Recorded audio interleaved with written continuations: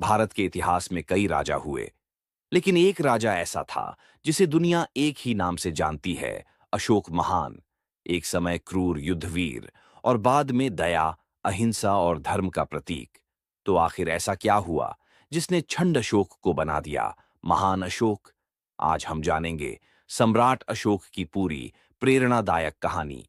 अशोक का जन्म 304 ईसा पूर्व पाटलिपुत्र में हुआ। वे मौर्य साम्राज्य के राजा बिंदुसार के पुत्र थे। उनकी माता का नाम सुभद्रांगी था।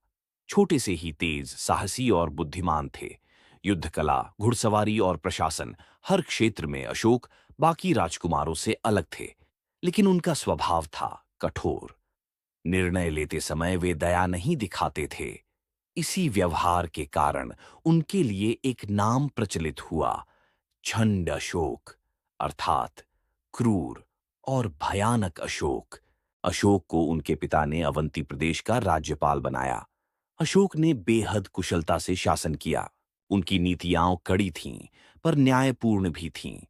उनकी लोकप्रियता बढ़ने लगी, जो उनके भाइयों को पसंद नहीं आई। दरबार में षड्यंत्र शुरू हो गए। कुछ मंत्रियों ने बिंदुसार को उनके खिलाफ भड़काना भी शुरू किया। लेकिन इस सब के बावजूद अशोक का प्रभाव लगातार बढ़ता गया। बिंदुसार की मृत्यु के बाद मौर्य साम्राज्य सत्ता संघर्ष में डूब गया। कई राजकुमार गद्दी चाहते थे। स्थिति इतनी बिगड़ी कि राजमहल युद्ध भूमि बन गया। अशोक को भी समझ आ गया कि अगर वे आगे नहीं बढ़े तो साम्राज्य टूट जाएगा। आखिरकार 269 ईसा पूर्व अशोक ने अपने प्रतिद्वंद्वियों को पराजित कर मगध की गद्दी संभाली, और उसी पल से मौर्य साम्राज्य का एक नया दौर शुरू हुआ। गद्दी संभालते ही अशोक ने अपने साम्राज्य को और बड़ा बनाने का संकल्प लिया। उनकी सेना शक्तिशाली थी। हाथी, घोड़े, रथ और पैदल सैनिकों की अनगिनत टुकड़ियां। अशोक ने कई छोटे राज्यों को विजित किया। उनकी विजय मुहिम इतनी तेज थी कि मौर्य साम्राज्य लगभग पूरे भारत में फैल गया। लेकिन एक राज्य अभी भी बचा था, कलिंग। एक ऐसा राज्य जो अपनी आजादी के लिए किसी के आगे झुकने को तैयार नहीं था। 261 ईसा पूर्व अशोक ने कलिंग पर आक्रमण किया। युद्ध शुरू हुआ और इतिहास गवाह बना, भारत की सबसे भयंकर लड़ाइयों में से एक का। दोनों तरफ हजारों सैनिक मारे गए। कलिंग के लोग पीछे हटने को तैयार नहीं थे। उन्होंने अपनी मिट्टी को बचाने के लिए आखिरी सांस तक लड़ाई लड़ी। युद्ध समाप्त होने तक 70,000 लोग मारे जा चुके थे और लाखों लोग बेघर हुए। आखिरकार अशोक ने कलिंग की राजधानी तोसली पर अधिकार कर लिया।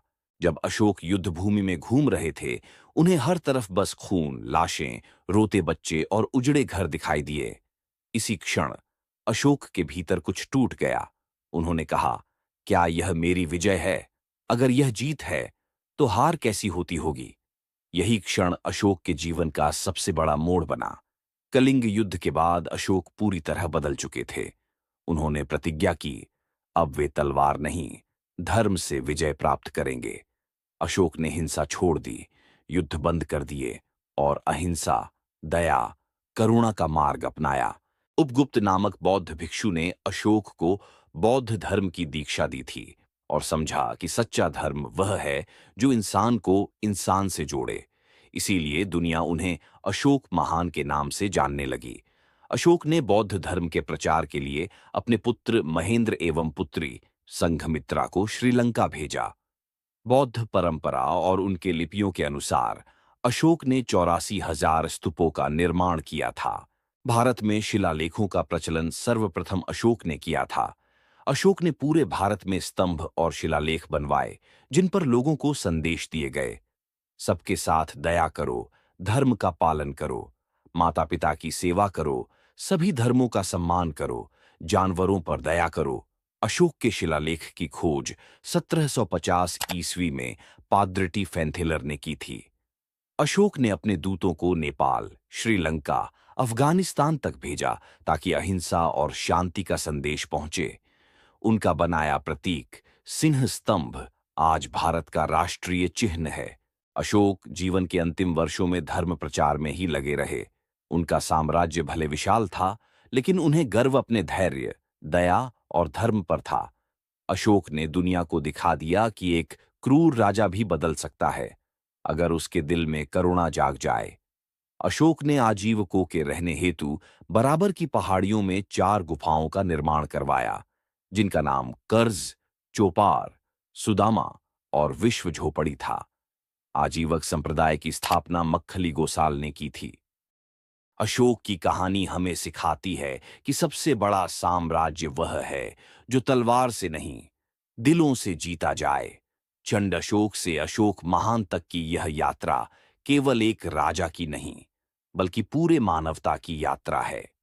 अगर सम्राट अशोक की यह प्रेरणादायक कहानी आपको अच्छी लगी हो, तो वीडियो को लाइक अवश्य कीजिए।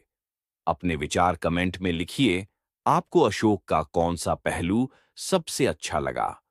और ऐसे ही इतिहास और धर्म से जुड़े वीडियो देखने के लिए चैनल को सब्सक्राइब कीजिए। धन्यवाद।